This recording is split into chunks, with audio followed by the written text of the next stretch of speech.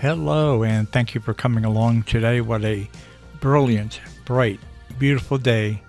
We're going to take a ride through northwestern Pennsylvania, through some of the small towns and communities along the way. I do have a kind of a funny story to tell you, and I hope you hang in long enough to hear it because it is very interesting, and that is how I got to name a new disease. I think you'll find it very, very interesting. But until then, why don't you just ride along with me, and we'll explore some of the country roads and some of the towns.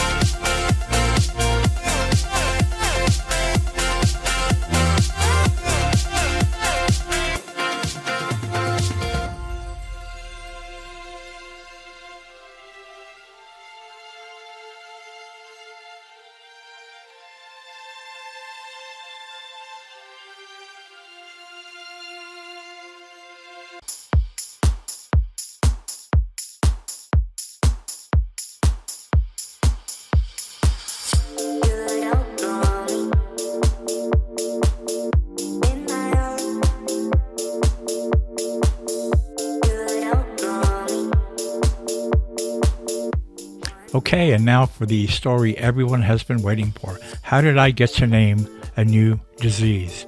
Well, back in the late 70s, I was off of active duty with the Air Force. I was full-time with the Air National Guard. I also was going to school at Temple in Philadelphia. And I also had volunteered for my town's volunteer first aid squad. They were all volunteers. And I was assigned, because I was a new guy, I was assigned Fridays from 6 p.m. till Saturday 6 a.m. and then Saturday 6 p.m. till Sunday 6 a.m.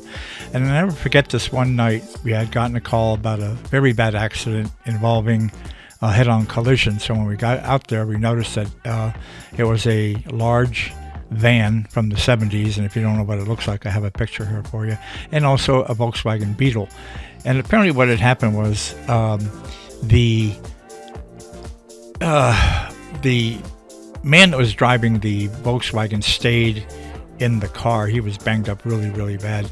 But his wife had gone out through the front windshield, ricocheted off the front of the van, and then landed on top of the van's antenna. When I got there and saw her, her feet were actually touching the ground, but she was still sort of like in an upright position because the antenna was keeping her that way.